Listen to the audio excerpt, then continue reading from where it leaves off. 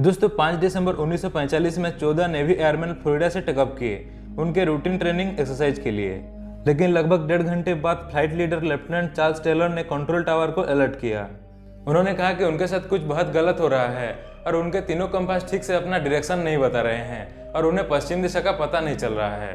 दोस्तों Atlantic ocean का पश्चिम भाग, जिसे अब कहते हैं बर्म्यूडा ट्रायंगल, और इसी के ऊपर उड़ता हुआ ये जहाज फ्लाइट 19 जिसका नाम था, फिर वापस कभी नहीं दिखा गया।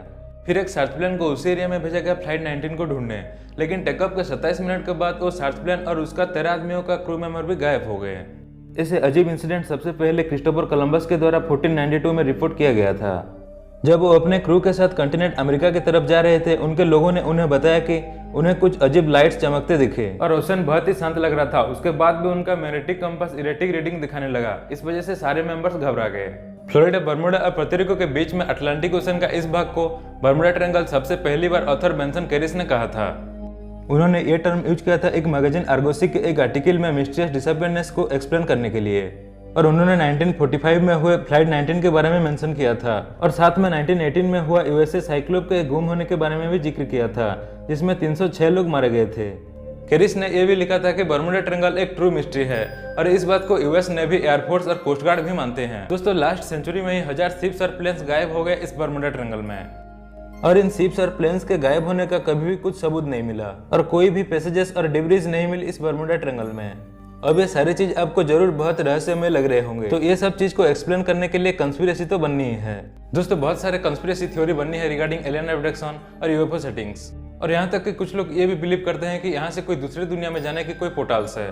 दोस्तों ये सारी बातें तभी हाईलाइट हुई थी जब एलन ऑस्टिन को एक अमेरिकन जहाज अटलांटिक ओशन में भटकी हुई मिली थी और उस जहाज की मेंबर्स ने उस नाव को अपने साथ ले जाने की सोची। इसलिए कुछ क्रू मेंबर्स ने उस नाव में दाखिल हो गए और उसे घर तक ले जाने के लिए चलाने लगे, पर इस सफर के बीच में ही दोनों जहाज एक दूसरे से अलग हो गए और जब वो वापस मिले तो उस नाव के क्रू मेंबर्स गायब थे। तो ये था कुछ दुर्घटनाएं जो बर्मुडा ट्रायंगल में हुई थी। दोस्तों बहुत से इंसिडेंट में हमें पता नहीं है कि एग्जैक्टली हुआ क्या है और शिप्स और प्लेन्स गायब कैसे हुए थे, और क्योंकि हमें जवाब मालूम नहीं है उसका मतलब ये नहीं कि इसको साइंटिफिकली एक्सप्लेन नहीं किया जा सकता। तो काफी रिसर्चर्स ने इस पे अपना काम किया और कुछ एविडेंस निकाला कि बर्मुडा ट्रायंगल कोई रहस्य नहीं, बल्कि इसको मोस्ट ऑफ द टाइम्स कुछ अथर्स ने इसे हमें रहस्यमय दिखाने की कोशिश की है। दोस्तों इस एरिया की ज्यादातर कहानियों को अथर्स ने बढ़ा चढ़ाकर बताया है और इसीलिए बर्मुडा ट्रायंगल रहस्यमय बन गया है। तो दोस्तों अब हम इस चीज के बारे में विज्ञान क्या कहता है उसके बारे में जानेंगे। ऑथर जेन कैरेज बिलीव करते हैं कि उस एरिया के एटमॉस्फेयर में कुछ इलेक्ट्रोमैग्नेटिक एनोमलीज है, जिसके कारण मैग्नेटिक कंपास ब्रेकडाउन हो जाते हैं और लोग भटक जाते हैं। इससे एक टाइप का इलेक्ट्रॉनिक फॉग क्रिएट होता है जो प्लेन्स और जहाजों के साथ चिपक जाता है और उनके साथ ही चलता रहता है।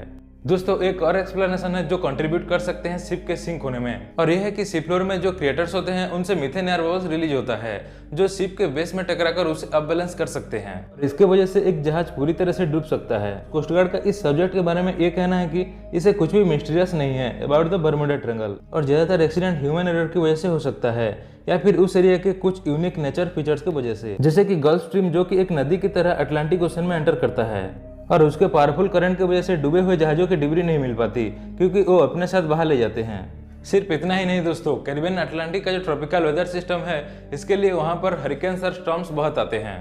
दोस्तों पुर्तो रिको ट्रेंच भी बर्मुडा ट्रायंगल के अंदर ही आता है जो कि अटलांटिक ओशन का सबसे बड़ा ट्रेंच है। ये ट्रेंच बेसिकली एक बड़ा होल है सी फ्लोर के अंदर, और इस ट्रेंच में सी फ्लोर की गहराई 28,373 फीट है।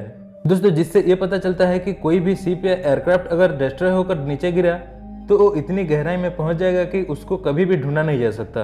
तो ये सब जानकारियों से हमें ये सब पता चलता है कि समंदर बहुत ही विशाल है। हम आज काफी आधुनिक जरूर हो गए हैं ट्रैकिंग टेक्नोलॉजी में, फिर भी हमारी पृथ्वी इतना बड़ा है कि कोई भी चीज आसानी से खो सकता है। तो दोस्तों आज के लिए इतना ही। अगर इस वीडियो से कुछ नॉलेज मिला हो तो इस वीडियो को लाइक करें और ऐसे ही वीडियोस को आगे भी देखते रहने के लिए हमारे चैनल इंडियन फैक्ट क्लब को जरूर सब्सक्राइब करें।